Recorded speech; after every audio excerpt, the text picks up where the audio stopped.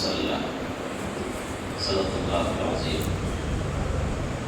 رب اشرح لي صدری ویسر لي امری واحلل عقدۃ من لسانی یفقهوا قولی رب زدنی علما رب زدنی علما رب زدنی علما. معزز اور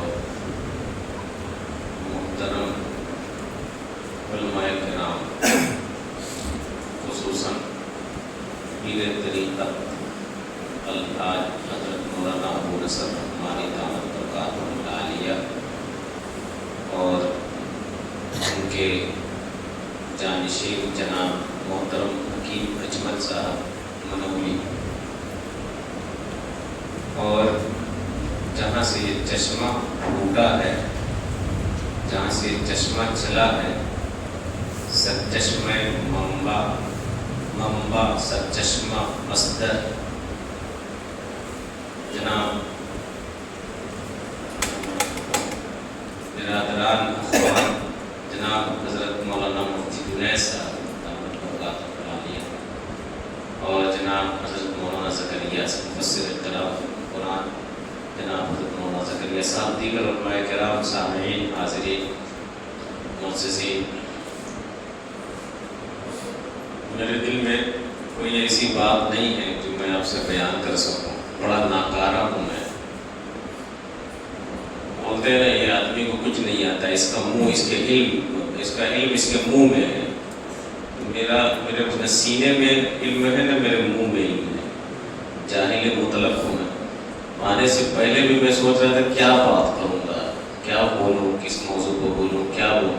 سجدے میں گیا تو یہ آیت یاد آئی، قد افلح من تزکیٰ وذکر اسم ربہ. تو سوچا اسی کو پڑھ کے ترجمہ تشریح کر دیتے ہیں. لیکن میں جب یہاں آتا ہوں منولی میں تو میں شیخین کو سننے کے لیے آتا ہوں. حضرت مولانا ابو نصر رحمانی صاحب اور جناب حکیم اجمل صاحب مجزلہما، ان حضرات سے فیض حاصل کرنے کے لیے آتا ہوں. یہی میری نیت ہوتی ہے.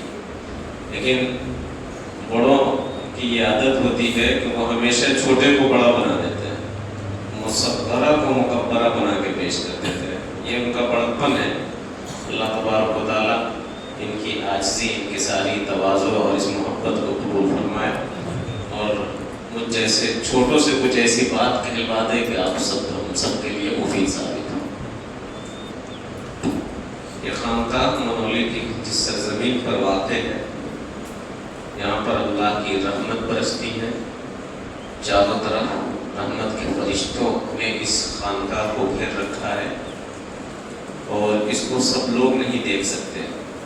لا تدرکہ الابصار، نگاہیں اس کو نہیں ادراک کر سکتی. جو صاحب دل ہیں، صاحب بصیرت ہیں، جن کو اللہ رب العزت نے نگاہ بصیرت عنایت کی ہے، وہ دیکھ سکتے ہو. مجھے سب نہیں دیکھ سکتے. رحمت کے فرشتے کو گھیر رکھا ہے. یہ خانقاہ جب سے قائم ہوا ہے، جہاں جہاں مسجد ہے، مدرسے ہیں، وہاں بھی لیکن خانقاہ جو اس حصے میں قائم ہوا ہے جو رحمت و انوار اور تجلیات سے محروم تھی، اس حصے میں بھی اللہ کی رحمت، انوار و برکات، تجلیات کی بارشیں ہو رہی ہیں. یہ ہم سب نہیں سمجھ سکتے. اللہ تبارک و تعالیٰ اس خانقاہ کے جتنے مسترشدین ہیں، مریدین ہیں، متعلقین ہیں، محبین ہیں، مخلصین ہیں، ان تمام کو اللہ رب العزت قبول فرمائے اور سب کو اللہ رب العزت رشد و ہدایت، سب کے اندر اللہ رب العزت رشد و ہدایت پیدا فرمائے. ہم نے ایک آیت پڑھی ہے قرآن کی، سبح اسم ربک الاعلی، سورہ اعلیٰ کی آیت ہے. قد افلح من تزکیٰ وذکر اسم ربہ فصلی.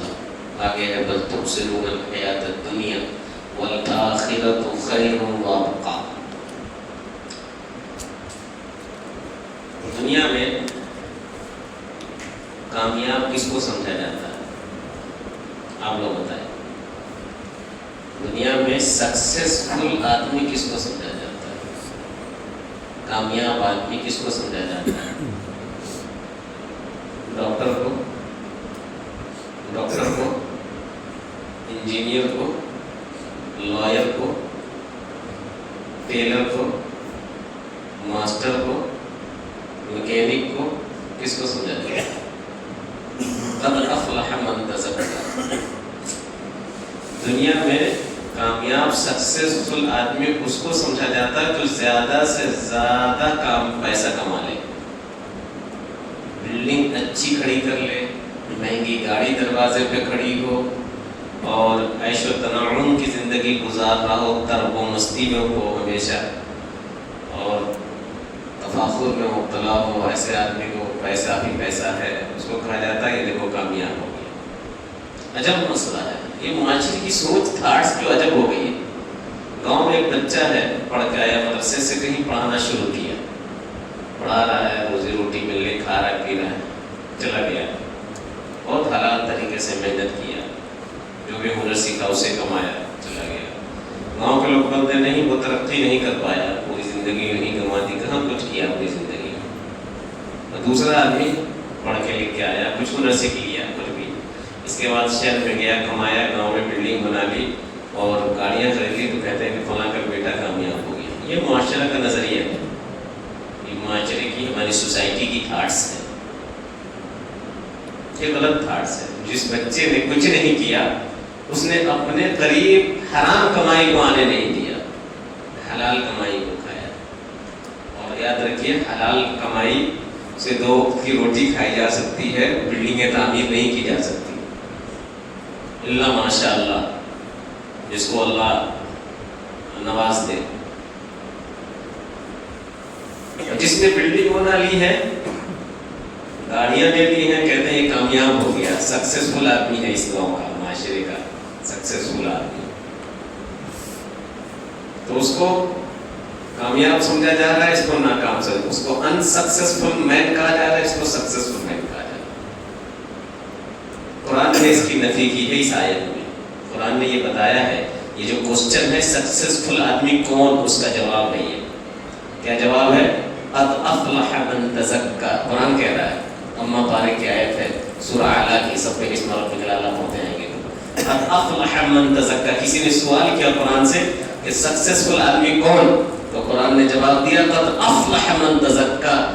बेशक सक्सेसफुल आदमी, सक्सेसफुल आदमी वो है, कामयाब शख्स वो है, सक्सेसफुल आदमी वो है, मन तज़क्का, जिसने अपना तज़किया किया।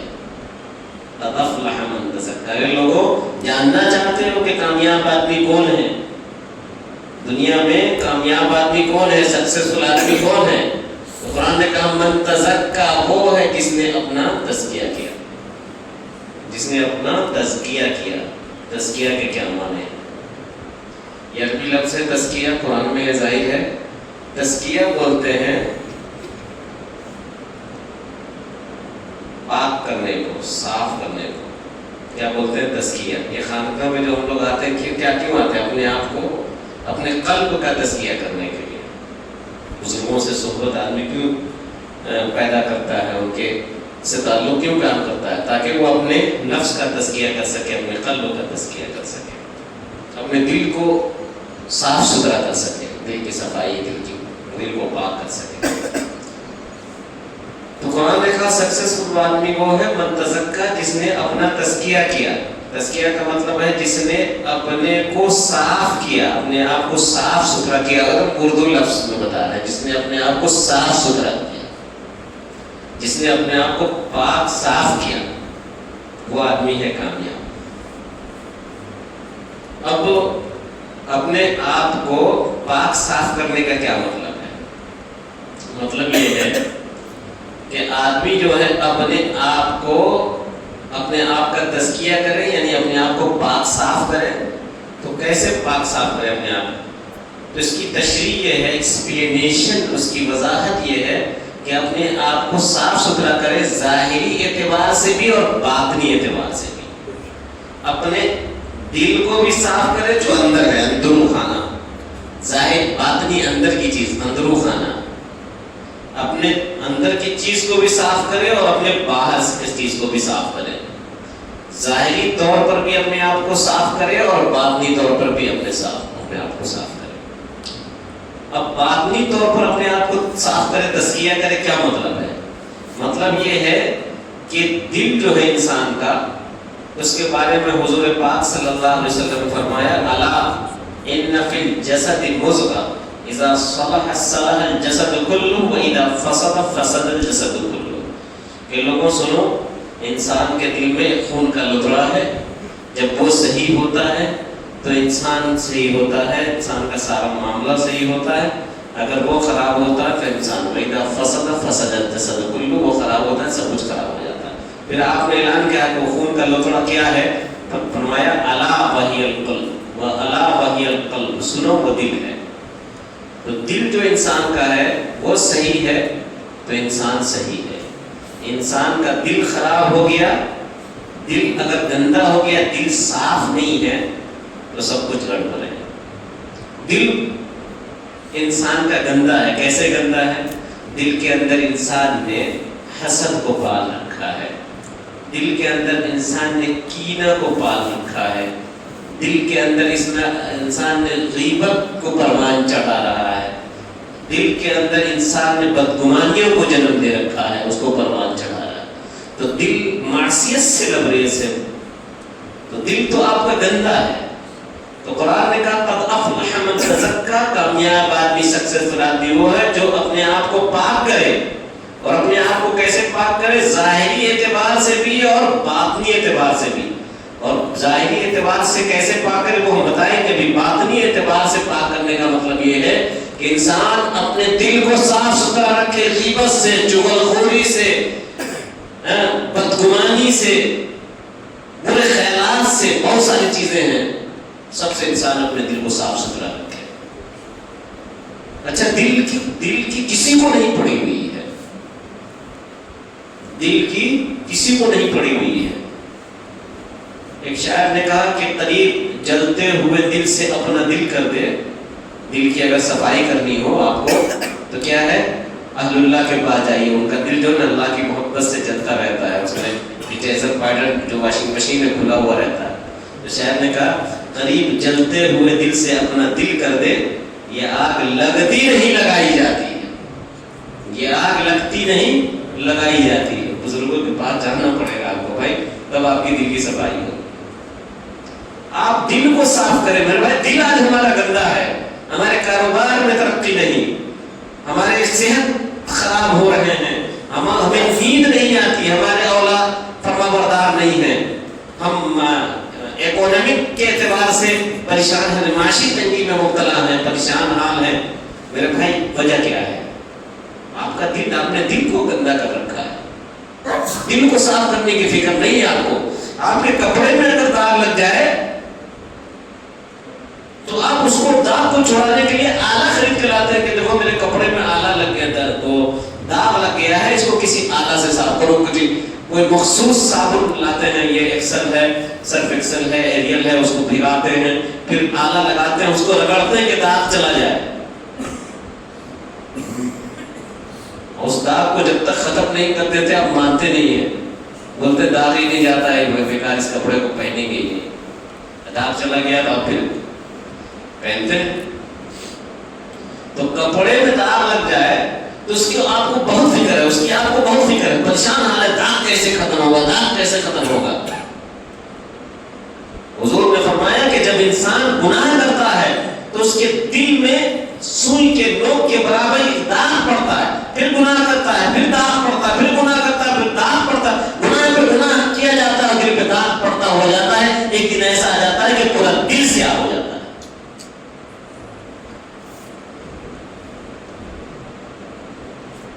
کپڑے کی داغ کی ہمیں فکر ہے، ڈٹرجنٹ پاؤڈر ڈھونڈ رہے ہیں، مخصوص صابن اور مخصوص کیمیکل ڈھونڈ رہے کہ داغ جو ہے کیسے چھڑائیں، اور چھڑا کر آپ کم لیتے ہیں، کیسے کیسے صابن کو تلاش کرتے ہیں، کیمیکل سے، صابن سے آپ کپڑے کا داغ چھڑاتے ہیں۔ کپڑے کی داغ کی آپ کو فکر ہے، لیکن سینے میں جو معصیت کرنے کی وجہ سے، گناہ کرنے کی وجہ سے جو داغ پڑ گیا ہے، اس کو چھڑانے کی ہمیں فکر نہیں ہے۔ یہ کیسے چھوٹے گا؟ یہ اللہ والے جو خانقاہوں میں بیٹھے ہیں ان کے پاس نصیحت بتائیں گے آپ کو، وہ بتائیں گے آپ کو کہ یہ جو داغ تمہارے دل میں پڑا ہے یہ توبہ کے صابن سے ڈیلیٹ ہوگا، ندامت کے صابن سے یہ ختم ہوگا، ورنہ یہ ختم ہونے والا نہیں۔ اپنے آپ کو ہم باطنی طور پر بھی پاک کریں. قد افلح من تزکا. قرآن نے کہا کہ سکسیسفل آدمی انجینئر نہیں ہے, ڈاکٹر نہیں ہے, لائر نہیں ہے, وکیل نہیں ہے, ماسٹر نہیں ہے. سکسیسفل آدمی دنیا کا سکسیسفل آدمی وہ ہے جو اپنے آپ کا تزکیہ کیا, اور تزکیہ کا مطلب یہ ہے کہ اپنے آپ کو باطنی طور پر بھی پاک کیا, اپنے آپ کو ظاہری طور پر بھی پاک کیا. باطنی طور پر پاک کریے میرے بھائی. آج یہ عہد لے کے اٹھیے اس خانقاہ سے کہ ہم اپنے دل میں غیبت کو جگہ نہیں دیں گے, اپنے دل میں بدگمانی کو جگہ نہیں دیں گے, ہم اپنے دل کے نہاد خانے میں چغلخوری کو جگہ نہیں دیں گے, حسد کو جگہ نہیں دیں گے. یہ عہد لے کے اٹھیے انشاءاللہ. انشاءاللہ ایسا کریں گے نا. کتنے لوگ ہیں جو اپنے دل کے آئینہ کو صاف ستھرا رکھیں گے؟ بالکل دل میں برے خیالات کو آنے لگے. استغفار کی کثرت کیجیے. استغفر اللہ ربی بالکل میں پڑھیے. اللہ والے بیٹھے ہیں, آ کے بتائیے یہاں پر ہم کو یہ پریشانی ہو رہی, انشاءاللہ یہ بتائیں گے آپ کو علاج اس کا. اپنے آپ کو یہ تو ہی باطنی طور پر اندر اپنے نیا خانے کو صاف کرنے کی بات بہت ہے, لیکن مختصر ہم آگے ہم اصل میں سننے آئے ہیں. اس کے ہمارے پاس آپ کو ہمارے محترم عالی جناب اس علاقے کے ہر دل عزیز شخصیت حکیم اجمل صاحب کا آپ کو سننا ہے. میں 5 منٹ میں بات ختم کرتا ہوں. تو کامیاب آدمی کون ہے؟ جو اپنے آپ کو صاف کرے, صاف رکھے, ظاہری طور پر بھی اور باطنی طور پر. باطنی طور پر صاف رکھنا آپ نے سمجھ لیا. اب آئیے ظاہری طور پر. اپنے آپ کو ظاہری طور پر بھی صاف رکھے. ظاہری طور پر صاف رکھنے کا کیا مطلب ہے؟ ظاہری طور پر صاف رکھنے کا مطلب یہ ہے کہ انسان مقامات کو صاف رکھے. پہلے تو جسم کو صاف رکھے, پھر مقامات کو صاف رکھے. جسم کو صاف رکھنے کا مطلب یہ ہے کہ ہم لوگ جو غسل کرتے ہیں ان دنوں, غسل کے 3 فرائض ہیں. تھوڑا سا پیچھے سے آ رہا ہے. غسل کے 3 فرائض ہیں. ایک تو ہے کلی کرنا 3 مرتبہ, دوسرا ہے ناک میں پانی ڈالنا, اور تیسرا ہے پورے بدن میں پانی پہنچانا. کوئی آدمی کلی نہ کرے, ناک میں صرف پانی ڈال لے, پورے بدن میں پہنچا لے پانی, تو غسل ہوگا؟ اچھا, کوئی آدمی کلی کرے, ناک میں پانی نہ پہنچائے اور پورے بدن میں پانی پہنچا لے, غسل ہوگا؟ اگر کوئی آدمی ایسا کرے کہ وہ ظاہری طور پر صفائی, جس نے اپنے قرآن میں کہا نا سکسیسفل آدمی وہ ہے جو اپنے آپ کو باطنی طور پر بھی صاف ستھرا رکھے اور ظاہری طور پر. تو ہم ظاہری طور پر اب بات کر رہے ہیں اس ٹاپک. غسل کے فرائض 3 ہیں. کہا گیا ہے کہ اگر آپ غسل جنابت کر رہے ہیں, ناپاک ہو گئے ہیں, غسل جنابت کر رہے ہیں, تو آپ کو کیا کرنا ہے؟ 3 مرتبہ کلی کرنا ہے. کلی کرنا ہے. اور روزے سے نہیں ہے آپ, تو حکم ہے کہ خرخرہ بھی کیجیے. خرخرہ بولتے ہیں میل کا زبان کا یوں کرنا, خرخرہ کیجیے. اس کے بعد ناک میں پانی ڈالیے, اور پانی کہاں پہنچانا ہے؟ ناک کے نرم حصے تک. اس کے بعد پورے بدن میں پانی پہنچائیے. اچھا, اگر پورے بدن میں پانی پہنچانے کے وقت جسم کا کوئی حصہ بال کے برابر میں خشک رہ گیا تو غسل ہوا؟ نماز جو آ کے آپ پڑھیں گے نماز ہوگی. تو غسل جب کریں, جو ظاہری صفائی ہے اس میں خوب توجہ کے ساتھ کریں, توجہ کے ساتھ صفائی ستھرائی. اکثر لوگ وضو کرنے آتے ہیں, میں دیکھتا ہوں اکثر طلبا بھی, عام لوگوں کو چھوڑ دیجیے, ہمارے خاص بھی اس میں مبتلا ہے. وضو کیا, ہاتھ دھلا, اس کے بعد تھوڑا داڑھی میں جو یوں پانی ڈالا, اس کے بعد وہ وضو ہو گیا. پیر دھلنے کے بعد یہ جو حصہ ہے, یہ جو دونوں کانوں کے بیچ کا حصہ, اس کو بولتے ہیں شہمتین. کیا بولتے ہیں؟ یہ بال نہیں نیچے آیا ہوا ہے, اور اس کان کے بیچ میں جو حصہ ہے خالی, اس کو کیا بولتے ہیں عربی میں؟ شہمتین. اکثر لوگ اس کو خشک چھوڑ دیتے ہیں وضو میں, اکثر لوگ اس کو توجہ سے کے ساتھ تھوڑا سا دھیان دے کر توجہ سے تھوڑا مقابلہ بھی کر لے تاکہ خوش کریں ان حصوں پر بھی پانی پہنچائے. یا ایھا الذین آمنوا اذا قمتم الی الصلاۃ فاغسلوا وجوہکم، اپنے چہرے کو دھو. وجہ سنگولر ہے اور وجوہ پلورل ہے. اپنے چہرے کو دھو. چہرہ کس کو بولتے ہیں؟ اس کان سے لے کر اس کان تک، بال کے جہاں سے شروع ہو رہا ہے یہاں تک، ہڈی تک. یہ بھی تو شامل ہے نا، چہرے میں شامت ہے. اس کو نہیں بولتے. وضو ہوا، وضو ہوا، بولیے بھائی وضو ہوا، نماز ہوئی نہیں. ظاہری صفائی کا. اچھا کپڑا جو ہے لوگ گندا پہنتے ہیں، پہن کے مسجد چلے آتے ہیں. گندا کپڑے پہن، گندا نہیں، صاف ستھرا کپڑا پہنیے. کہا جاتا ہے کپڑا جب نیا ہوتا ہے یعنی صاف ستھرا ہوتا ہے تو اللہ کی حمد بیان کرتا ہے، تسبیح بیان کرتا ہے. جب پرانا ہو جاتا ہے، جب میلا کچیلا ہو جاتا ہے، پرانا سے میلا کچیلا جب ہو جاتا ہے تو وہ ذکر بند کر دیتا ہے. اس لیے کپڑے کو بھی صاف ستھرا رکھیے، اس کو بھی صاف ستھرا رکھیے. دیکھیے اگر آپ صاف ستھرا دکھیں گے، رہیں گے ظاہری طور پر، اندرون خانہ تو ہم بتا دیا آپ کو، ظاہری طور پر کامیاب آدمی وہ ہے جو اپنے آپ کو باطنی طور پر بھی صاف رکھے اور ظاہری طور پر بھی. ظاہری طور پر بھی آپ اپنے آپ کو صاف ستھرا رکھیں گے اپنے آپ کو تو آپ کی شخصیت پرکشش اور باروم معلوم ہوگی. آپ کی شخصیت، آپ کی پرسنالٹی جو ہے لوگوں کے سامنے پرکشش اور باروم معلوم ہوگی اور آپ باوقار اور سنجیدہ اور متانت سے لبریز دکھائی دیں گے. اثر اس کا پڑتا ہے.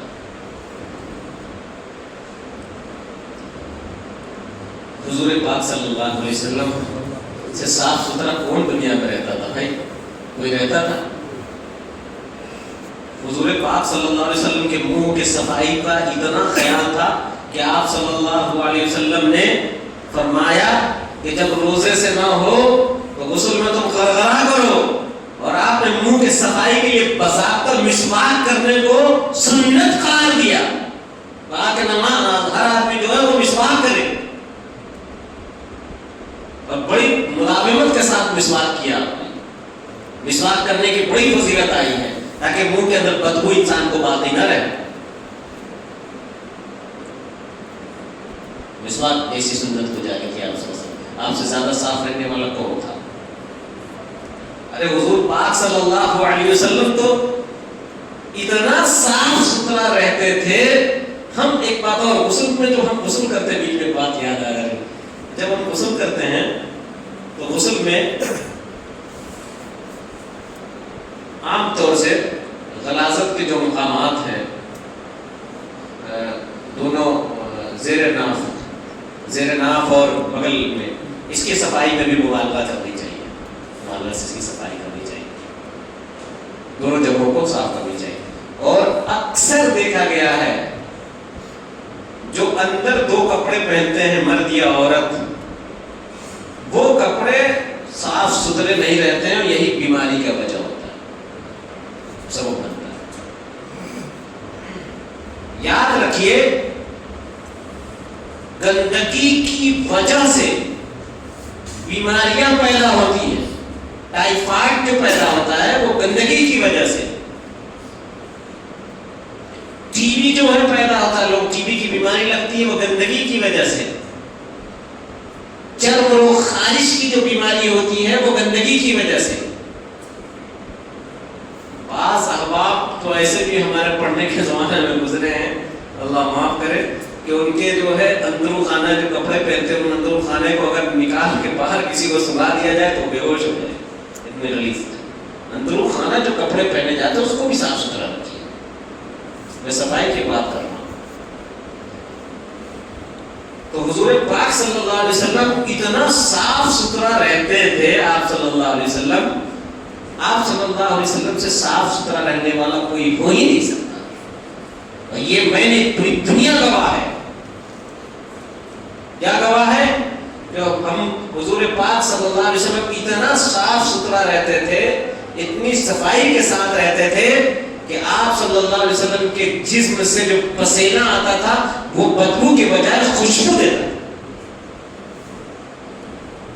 آپ کے جسم سے جو پسینہ آتا تھا وہ بدبو دار نہیں ہوتا تھا بلکہ خوشبو دار ہوا کرتا تھا. یہ اعلیٰ درجے پاکی کا. پھر حضور پاک صلی اللہ علیہ وسلم جس نفاست کے ساتھ کپڑا پہنتے تھے، آپ اٹھا کے پڑھیے کہ حضور پاک صلی اللہ علیہ وسلم کا کپڑا اتنا صاف ستھرا رہتا تھا کہ پوری زندگی حضور پاک صلی اللہ علیہ وسلم کے کپڑے پر آج تک کوئی ایک مکھی نہیں بیٹھی، مکھی نہیں بیٹھی. کوئی ثابت نہیں کرتا کہ حضور کے کپڑے میں کبھی کوئی مکھی بیٹھی. تو صفائی کا خیال رکھیے. صفائی بڑی پیاری چیز ہے. اپنے گھر کو صاف ستھرا رکھیے. گھر میں جو ہے سامان ادھر پڑا ہوا ادھر پڑا ہوا، چیزیں ادھر پڑی ہوئی ہیں ادھر پڑی ہوئی، اس کو مرتب کیجیے. کپڑا پھینکا ہوا ہے، مسکرات کو اپنی جگہ گندا ہے، اس کو صاف کرو، اس کو صاف کرو. منہ تو ہلا سکتے ہیں. اب اپنے مکان، اپنے دکان کو صاف ستھرا رکھیے، اپنے کھلیان کو صاف ستھرا رکھیے، اپنے محلے کو صاف ستھرا رکھے، اپنے گلیوں کو صاف ستھرا رکھے، اپنے سڑکوں کو بھی صاف ستھرا رکھیے. صفائی پسند کریے. قرآن میں فیہ رجال یحبون ان یتطہروا، یہ ایسے لوگ ہیں جو پاک رہنا، صاف ستھرا رہنا پسند کرتے ہیں. واللہ یحب المتطہرین، ایسے صاف ستھرا پاک رہنے والے کو اللہ پسند کرتا ہے. اسلام نے طہارت اور نظافت پر بڑا زور دیا ہے. اسلام نے پاکی پر بڑا زور دیا. اسلام نے جب بھی اردو میں پاکی کا لفظ بولا جائے تو اس کے اندر صفائی شامل ہوتا ہے. جب بھی اگر صفائی سے بھی بولیں گے تو اس کے اندر پاکی شامل نہیں ہوگا، لیکن جب آپ پاکی بولیں گے تو صفائی اس میں داخل ہوگا. نہیں سمجھے میری بات؟ جب ہم پاکی بولیں گے تو اس کے اندر صفائی کی لفظ اندر آ جائے گا، لیکن صرف صفائی بولیں گے تو پاکی اس میں نہیں آئے گا. مثال سے سمجھیے. انگریزوں کو دیکھا آپ نے؟ انگریز کو دیکھا ہے؟ پورے چٹے رہتے ہیں دم. انگریزوں کو دیکھا ہے؟ آپ کو محلے میں آ جائے تو پورے لوگ محلے میں گزر جائے تو انگریزن فرنگی تو سب لوگ دیکھ لیں کتنا پورا ہے بھائی، تو لگتا ہے دل سے نکل کے آیا ہے.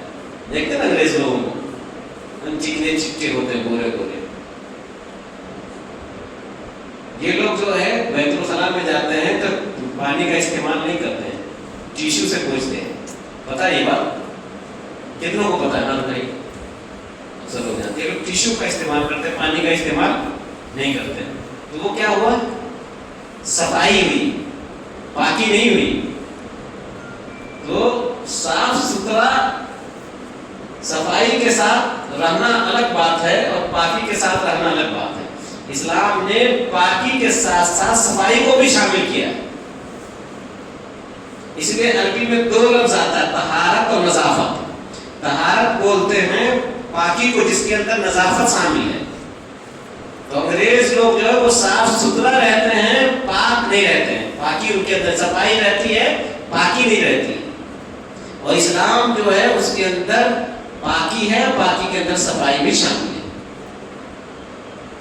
باتیں بہت نکلیں گی. ابھی حکیم صاحب کو بھی سننا ہے، آپ کو بہت باتیں ہوں گی. میں دعا کرتا ہوں اللہ رب العزت سے کہ اللہ رب العزت ہم سب کو صاف ستھرا رہنے کی توفیق عطا فرمائے. اور اللہ رب العزت نے کہا ہے کہ سکسیسفل آدمی وہ ہے جو اپنے آپ کا تزکیہ کرے، یعنی اپنے آپ کو صاف ستھرا رکھے. اور صاف ستھرا کا مطلب یہ ہے کہ اپنے آپ کو ظاہری طور پر بھی صاف ستھرا رکھے اور باطنی طور پر بھی صاف ستھرا رکھے. باطنی طور پر صاف ستھرا رکھنے کا مطلب یہ ہے کہ اپنے دل کو صاف ستھرا رکھے، اور دل کو صاف کرنے کا اتنا فکر رکھے جتنا کپڑے کو صاف کرنے کا داغ لگنے فکر رکھتا ہے. اور ظاہری طور پر صاف ستھرا رکھنے کا مطلب یہ ہے کہ ظاہری طور پر کپڑا صاف ہو، جسم صاف ہو. جتنا حضور پاک صلی اللہ علیہ وسلم صاف ستھرا رہتے تھے اس صاف ستھرائی کے ساتھ آپ جائیں. اس سے آپ کی شخصیت پرکشش اور معلوم ہوگی اور طبیعت میں نشاط اور چستی پیدا ہوگی انشاءاللہ. اللہ تبارک و تعالیٰ سے دعا کرتے ہیں. ابھی تو آگے قد افلح